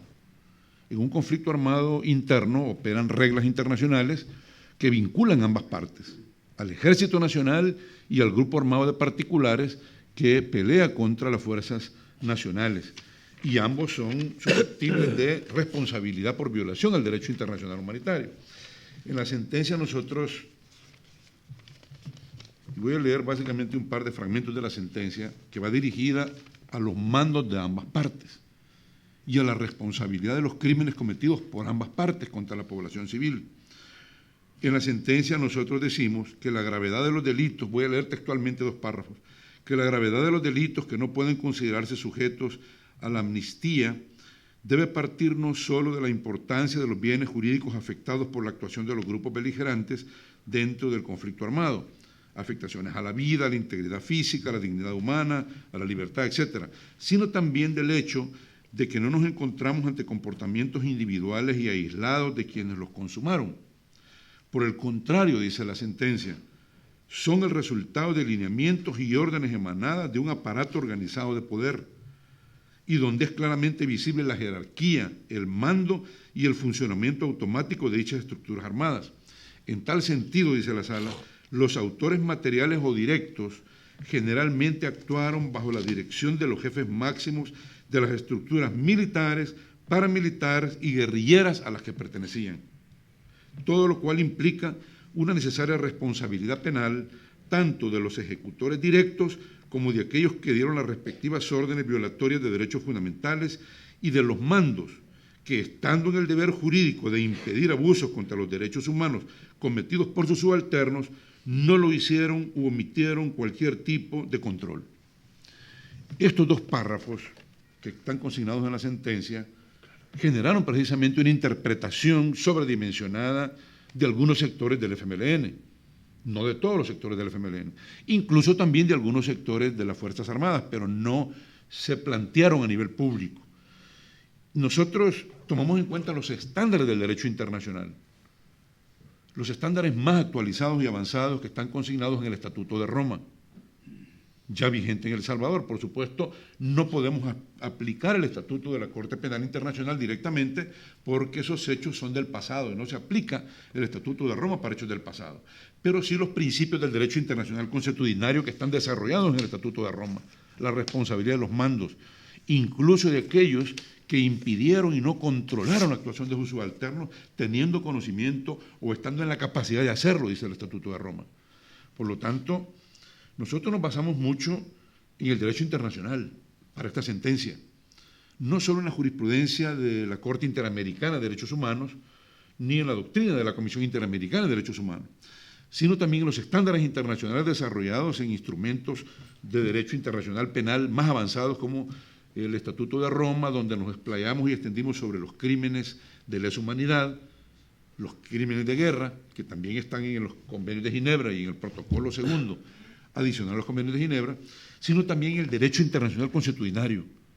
Y eso está consignado, la adopción o la recepción de la jurisprudencia de la Sala de estos estándares internacionales, incluso, vuelvo a repetir, de los principios internacionales del derecho, las normas del jus cogens internacional o derecho imperativo internacional y la costumbre internacional, que hace referencia a la responsabilidad del Estado, pero también a la responsabilidad de los grupos armados de particulares que participan en conflictos armados sin carácter internacional y que a ellos se les aplican también, al igual que a las fuerzas del Estado, se les aplican las normas del derecho internacional humanitario contenidas en el artículo 3 común adicional de los convenios de Ginebra y en el protocolo segundo adicional a los convenios de Ginebra, que son las reglas de la guerra del derecho internacional.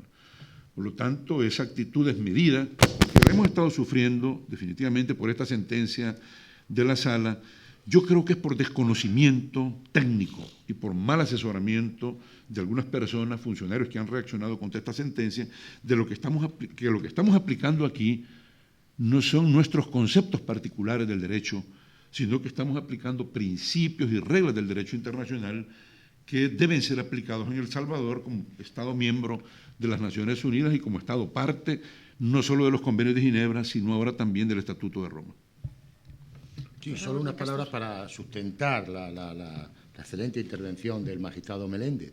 Efectivamente, la responsabilidad se exige no solamente a la fuerza del Estado, sino a cualquier grupo armado que intervenga dentro del territorio. Eso ha sucedido en los acuerdos de paz de Colombia. En el acuerdo de paz de Colombia se establece tanto la responsabilidad del Estado como la responsabilidad de las FARC.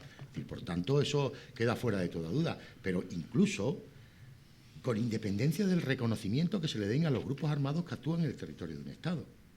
Pero claro, es que en el caso de El Salvador, precisamente el Frente Farabundo Martí para la Liberación Nacional tuvo un cierto reconocimiento internacional que no tuvo en su última fase las Fuerzas Armadas Revolucionarias de Colombia, las FARC, no las tuvieron. Es decir, el Frente Farabundo Martí fue reconocido como beligerante. Hubo ahí una declaración incluso franco-mexicana en su momento de reconocerlo como un grupo beligerante, con lo cual se le exigirá más responsabilidad. Pero aunque no se le reconociera como beligerante, porque las FARC finalmente fueron reconocidos como grupo terrorista, pasaron de guerrilla, narcotráfico, delincuentes comunes, finalmente a grupos terroristas. Y sin embargo se le exige, porque eso son, como dice el magistrado Menéndez, son normas de derecho internacional, fundamentalmente de derecho internacional humanitario, que se aplican a todos con independencia de la condición jurídica, tanto en conflictos internos como en conflictos internacionales. Puede haber alguna norma de derecho internacional humanitario, por ejemplo, el trato a combatientes, que varíe en función del reconocimiento o no que se le dé a las partes. Pero cuando estamos hablando de derechos básicos, de jus cogens internacional, de violaciones graves, sistemáticas, generalizadas de los derechos humanos y de crímenes contra la humanidad, no hay condiciones jurídicas, hay decisión jurídica de aplicar las normas del derecho internacional. Señor embajador, ¿quería intervenir también? Bueno, en todos estos temas siempre hay circunstancias personales individuales que se producen en un momento concreto. Cuando iniciamos los procesos de paz, tanto en Guatemala como en El Salvador, se produjeron dos acontecimientos, no públicos y desconocidos, ahora se pueden decir. Uno, que tanto en el caso de Guatemala como El Salvador, la guerrilla de ambos lados habían matado a uno, y me dijeron, en el caso de El Salvador, es que era un soplón indecente. Es que era un señor que había, en el caso de Guatemala lo mismo, era un finquero indecente, era un... Y vamos a ver si valoramos un poco la indecencia. Yo lo que os garantizo en este instante, les dije a los dos interlocutores, y no voy a mencionar nombres, entonces, es que si se produce otra muerte por estas o parecidas circunstancias, yo me retiro del proceso. Y la verdad es que cumplieron. La verdad es que cumplieron. No se volvió a producir una muerte en estas o parecidas circunstancias. Puede haber algún elemento colateral. Caso de Colombia, que lo has mencionado, es distinto. Yo considero personalmente que las guerrillas centroamericanas tenían enormes razones a su favor, teniendo en cuenta los gobiernos que entonces en el año 72-74 tuvieron una oportunidad enorme de haber reconocido estados electorales que fueron totalmente favorables a ambas oposiciones en Guatemala y El Salvador por mayoría absoluta. Ante un reiterado fraude electoral, a mí miembros de la democracia cristiana en Guatemala distinguidos me decían, yo si podía me iba a la montaña porque tienen la razón ellos. El caso de Colombia es distinto. El caso de Colombia, las elecciones han sido siempre correctamente celebradas con la destacada neutralidad del ejército. Es verdad que muchas veces ha sido responsable de violaciones de los derechos humanos, pero ojo, no ha habido dictaduras de la época de Rojas Pinilla. También es cierto que cuando trabajamos en los acuerdos de paz, tanto El Salvador como Guatemala, no teníamos una cosa en contra, que era el narcotráfico. A ver si nos acostumbramos a darnos cuenta de que cuando se producen unos acuerdos de paz, lo que conseguimos fundamentalmente es que ya no se puede echar la culpa a la guerrilla o al gobierno de hechos delictivos y que todos tenemos, y eso compacta mucho, un enemigo común, que es la delincuencia común y el narcotráfico, que, ojo, se las trae, porque en el caso colombiano ha impedido en gran parte, durante bastante tiempo, la constitución de los acuerdos. En el caso de Salvador nos costó 5 años elaborar una agenda, como ustedes mismos lo recordarán, 5 años. En Colombia fueron 6 meses y, sin embargo, después de elaborar esta agenda, porque en esta vida de los acuerdos de paz siempre hay buenos y malos fracasos. Nosotros tuvimos, y yo fui interlocutor en el plano del grupo de países amigos, como de costumbre, cuando estaba embajador en Colombia, de estos procesos se fracasó en la época del presidente Pastrana, por un cacho, como dicen en Colombia, pero se fracasó cuando estamos a punto de conseguir una tregua, no definitiva, pero por lo menos temporal, que hubiera abierto el camino a la paz. Ahora han triunfado, pero sí es verdad que había una gran diferencia entre las reivindicaciones históricas, sociales, culturales y de elecciones entre el caso centroamericano y el colombiano. A favor del caso centroamericano, por supuesto, y en contra porque las FARC, como ellos mismos acaban de reconocer, también han sido graves e irrespetuosos con los derechos humanos y libertades fundamentales del país. Fundamentalmente cuando secuestraron y por la cercanía del ejército eliminaron físicamente a los secuestrados. Eso era inadmisible y hay que decirlo cuando se conversa con ellos. Es decir, que todas las opiniones son factibles, pero el elemento fundamental de la reconciliación, insisto, es siempre la verdad, la justicia y después el perdón, porque si no, no podemos avanzar. Teníamos una pregunta al final. Sí, muy buena. Mi nombre es Antonia Valladares, soy salvadoreña. Mi pregunta no es en el pasado porque se trata de ir hacia adelante. Mi pregunta es, ¿cómo el gobierno español puede pedir en los informes junto con nuestros gobiernos de la Contraloría Social y darnos un informe a nosotros los salvadoreños que estamos aquí en España? Por eso le digo que mi pregunta es más en el presente y en el futuro, porque gracias a los acuerdos de paz ahora gozamos de todas esas instituciones que hay en nuestro gobierno salvadoreño, y ustedes como españoles agradecerle el apoyo, pero también decirle aquí breve a él que yo soy también refugiada de mi lugar de origen, con amenaza de muerte mi madre, pero cada quien canaliza sus ideas y sus metas diferentes. Yo me dediqué ya de persona adulta, me organicé. Orgullosamente en El Salvador soy del primer grupo de mujeres defensoras de la red de defensoras de los derechos de la mujer, usted sabe. Entonces yo soy del primer grupo de 120 mujeres que luchamos porque estoy aquí y yo sigo en pie de lucha por defender los derechos, no importa en qué país estemos, pero si nos organizamos, todos los podemos lograr, pero una sola persona no puede venir a querer hacer algo, siempre tiene que organizarse porque todos juntos sí podemos seguir adelante y lograr nuestro objetivo. Gracias. No sé si he entendido muy bien la pregunta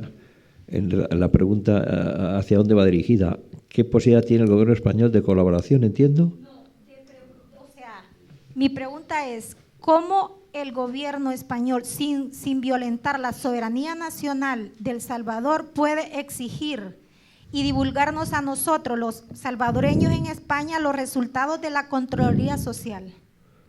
De la Contraloría de salvadoreña. Sí, de El Salvador, junto con los representantes de nuestros gobiernos aquí en El Salvador. Bueno, entonces la respuesta, recuerdo, es para mí, pero en parte… Le hago esta pregunta porque él mencionó algo de la Contraloría Social en el… La Contraloría Ajá. salvadoreña. Salvadoreña, sí, por eso le digo que cómo bueno, pues, nos pueden… Yo puedo sugerir solo una parte de la correspondiente a la parte española y dejo el mantecado al magistrado, ¿verdad?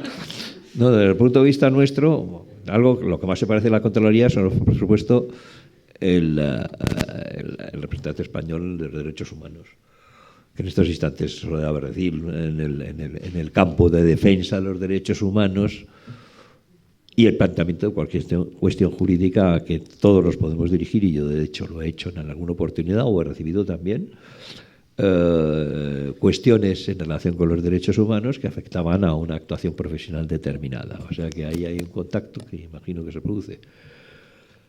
Pero también a mí me parece que esto de hoy es un ejemplo, y lo agradezco a la Casa de América, porque lo que están haciendo es, precisamente estamos compartiendo sentencias y elementos de juicio, colaboración y cooperación entre dos tribunales tan importantes como son los tribunales constitucionales de España y de El Salvador, o del Salvador y España. Es decir, que esa es, a mi juicio, la vía. Muchas veces, ante, digamos, la indiferencia del poder político, resulta bien el dirigirse a un juez que, si te escucha y comprende, puede plantear un tema individual y concreto que responda a las inquietudes de la persona que ha formulado la pregunta, como de hecho en España está pasando. Eso es lo que puedo decir de momento. Tenemos otra… perdón, don Florentino. No, brevemente, tal vez a la hora del café podemos conversar para que me amplíe un poco más las inquietudes que usted tiene y ver si le doy algunas ideas sobre el tema, ¿no? Sí, porque es que no. Creo que tenemos una pregunta al final. Caballero, por favor. Buenos días a todos. Mi nombre es Edgar Varela, soy ciudadano salvadoreño. En primer lugar, agradecer a los ponentes las intervenciones que han hecho. Ciertamente tienen todo un contexto histórico, que ese es precisamente el nombre del seminario, porque los acuerdos de paz fueron hechos en 1992, y como bien decía el profesor, lo que aquí se está viendo es también el futuro. No hay duda que lo dijo también el magistrado Meléndez, y usted lo ha recalcado, que los acuerdos de paz del 1992 se quedaron cortos en la proyección que pudo habérsele dado al fortalecimiento de la democracia en El Salvador. Casi todos los acuerdos de paz, en un 30% más o menos, está dirigido a la solución de la Fuerza Armada. Sí. ¿Por qué? Porque el interés fundamental de los acuerdos de paz fueron desmistificar el poder de la fuerza militar para convertirla dentro de un contexto constitucional. Esta parte de la administración de justicia fue algo que quedó casi tangencialmente afuera. Más impacto tuvo la reforma pactada en México en 1991 con la Constitución que los acuerdos de paz por sí, aunque ellos simplemente los recogen y los incorporan. Lo cierto es de que lo que es la parte del sistema judicial le quedó todavía una enorme parte, que es la que en este momento está haciendo la Sala de lo Constitucional, que sin reformar la Constitución lo que han hecho es la interpretación dentro de las corrientes modernas que se llevan adelante precisamente para darle mayor cuerpo a lo que puede significar todos los efectos jurídicos que tienen los acuerdos de paz. En El Salvador se está hablando de una segunda generación de acuerdos de paz. Lo que pasa es que otros acuerdos de paz ya no van a haber en El Salvador. Lo que tiene que haber es un proyecto nacional donde se recojan las nuevas aspiraciones. Esto es historia. Y la historia está vista dentro del punto de los contextos donde se dieron los acuerdos de paz. Consecuentemente, la visión que se hace acá a través de la jurisprudencia de la Sala Constitucional va orientado más que todo a efectos a futuro, ¿verdad? Eso es una parte. La otra cosa que me quería referir a lo que expresó el señor profesor, esa interesante relación que hace sobre el protocolo de Tegucigalpa con la Constitución de El Salvador. Ahí hay todavía una enorme puerta de poder comentar y discutir, porque indudablemente el protocolo de Tegucigalpa se desarrolló en un contexto totalmente diferente de lo que estaba pasando en El Salvador. Este tenía otra concepción, vino de otros aspectos esenciales, poco toda la inestabilidad militar que había en la región, y consecuentemente es muy interesante eso que usted relaciona de la Constitución, los acuerdos de paz con el protocolo. Yo le digo, voy a explorar muchísimo más eso. Y la otra cuestión es que siempre en El Salvador y en otros lados se ha hablado de que nosotros lo que tuvimos fue una guerra civil, lo cual no fue así. Fue un conflicto armado, que bien lo ha explicado el licenciado Meléndez, porque la guerrilla, la FMLN, nunca fue reconocida como una fuerza beligerante. A lo más que llegó la declaración franco-mexicana fue a determinar que era una fuerza política representativa, porque no llegaron a darle la beligerancia y consecuentemente eso tuvo efectos internacionales. Así es que yo me complazco de estar escuchando aquí al licenciado Meléndez y al presidente de la Corte como salvadoreño, ¿qué tal? Pero también a los ciudadanos españoles, y esperar que pueda tener oportunidad en el futuro de continuar participando en estos eventos. Gracias. Muchas gracias. Sí, solo una cosa, me ha gustado mucho su intervención, y solamente señalar efectivamente la práctica, lo que nos ha puesto de manifiesto en todos estos procesos de paz, en todos estos conflictos internos que se han planteado, que el reconocimiento no de la beligerancia carece de relevancia jurídica, Al final se le reconoce al grupo armado como un actor político que tiene capacidad de diálogo, que tiene capacidad de negociación, que es lo que se ha hecho en Colombia, pero el reconocerle como actor político no significa reconocerle la beligerancia, que eso es precisamente como usted ha precisado muy bien. Pero incluso aunque se le reconociera como beligerante, las consecuencias prácticamente, desde el punto de vista jurídico, son idénticas. Es un acto político. Claro, un acto político tiene su consecuencia, porque le puedes reconocer como actor político, pero como le reconozcas como grupo terrorista, entonces ya sí que hay consecuencias jurídicas. Ahí ya sí que empieza a ver, si lo introduce, lo incorpora en la lista de Unión Europea, en la lista de Estados Unidos, de grupos terroristas, entonces ahí ya sí que hay consecuencias.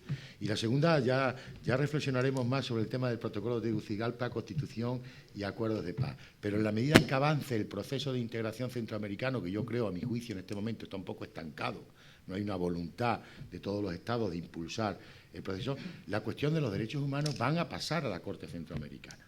En la medida en que avance el proceso, la cuestión de los derechos humanos pueden pasar a la Corte Centroamericana. Cuanto más competencia tenga el proceso de integración, va a suceder como sucedió en la Unión Europea, que el proceso se va a pronunciar sobre las cuestiones de los derechos humanos en un país interno. Ya han tenido algún conflicto, me parece, con la Corte, no por la elección, me parece que fue un conflicto por la elección de los jueces incluso, ¿no?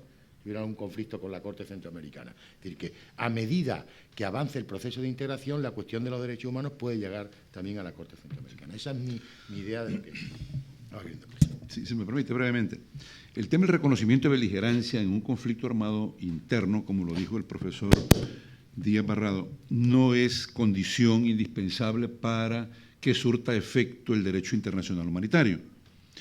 Para que se apliquen las reglas internacionales que rigen una guerra interna, basta que se den 4 elementos fundamentales que están detallados en el protocolo segundo de 1977 adicional a los convenios de Ginebra. Primero, que las Fuerzas Armadas del país, nacionales, se enfrenten a un grupo armado de particulares claramente identificado.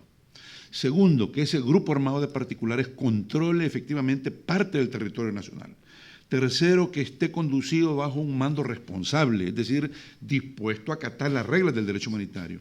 Y cuarto, que ese grupo armado de particulares tenga una capacidad tal que le permita realizar operaciones militares sostenidas y concertadas.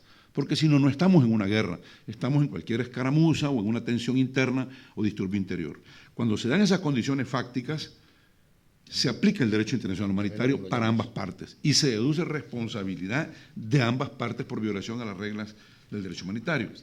El otro punto que mencionaba el doctor Varela, que le agradezco mucho, un compatriota salvadoreño que ha viajado a España, está aquí con nosotros ahora, y es juez de la Corte Centroamericana de Justicia, nombrado por la Corte Suprema de Justicia de El Salvador, sobre sus comentarios sobre el tema del proceso de paz. Ciertamente la desventaja del proceso de paz salvadoreño es que no tenía un referente histórico anterior, no había un precedente, ni para negociación política en conflictos internos, ni para la verificación internacional de los acuerdos de paz. No había un referente, se construyó desde ahí la base, que después ha servido para Guatemala modestamente y de alguna forma para el proceso colombiano. Pero el tema es de que los tres objetivos fundamentales que persiguió el proceso de paz fueron exitosos. Se quedó corto, ciertamente se quedó corto, pero lo que se perseguía era terminar con la guerra por la vía política, se logró. Se pretendía democratizar políticamente el país, se ha logrado, tenemos un país más libre definitivamente, en términos democráticos, de democracia política. Y el tercero sí no se ha logrado, nos mantiene estancados, que es que no se logró la reconciliación nacional. Estamos en una pugna, en una confrontación política estéril que no nos permite enfrentar los temas actuales de carácter estructural. Ahora, se está hablando de una segunda generación de acuerdos de paz, Naciones Unidas está interviniendo con un funcionario de alto nivel. Yo, como se dijo aquí, no estoy de acuerdo con segundos acuerdos de segunda generación porque no estamos en un conflicto armado en este momento. Tenemos problemas estructurales como los tienen muchos países. España igual tiene problemas estructurales. Los tiene América Latina, existen en África, en Asia, pero eso no requiere acuerdos de paz. Los acuerdos de paz son para enfrentar situaciones que enfrentan su antítesis, un conflicto armado. En El Salvador no estamos en un conflicto armado, eso fue superado exitosamente. Ahora, por supuesto, se requiere un pacto nacional, se requieren consensos entre los sectores políticos, económicos, sobre los grandes líderes de un país. No se puede hablar de acuerdo de paz de segunda generación, al menos desde mi perspectiva actual en El Salvador. Muchas gracias. Si les parece, vamos a parar aquí. Tenemos ahora una pausa café hasta las 12 menos cuarto y retomamos la segunda sesión. Si me permite, por favor, quiero entregar brevemente a nuestros acompañantes, al embajador Yago Pico de Cuaña, al profesor Castor Díaz Barrado, de parte de la Sala Constitucional, un texto de la Constitución salvadoreña. Muchas gracias. En tamaño de bolsillo. Esto lo estamos distribuyendo en todos los pueblos del país y dando charlas sobre la Constitución de parte de la Sala Constitucional. También de la Constitución española, o sea, lo va a claro. acompañar. Y también una modesta desarrollo doctrinal salvadoreño, es un libro mío, es la 7ª edición de la obra Instrumentos Internacionales sobre Derechos Humanos aplicables a la Administración de Justicia, Estudio Constitucional Comparado. Esta 7ª edición fue publicada en Colombia por la Universidad del Rosario, bajo el auspicio de la Fundación Alemana Konrad Adenauer. Les quiero entregar modestamente un aporte de la doctrina salvadoreña. Por favor. Y gracias por compartir.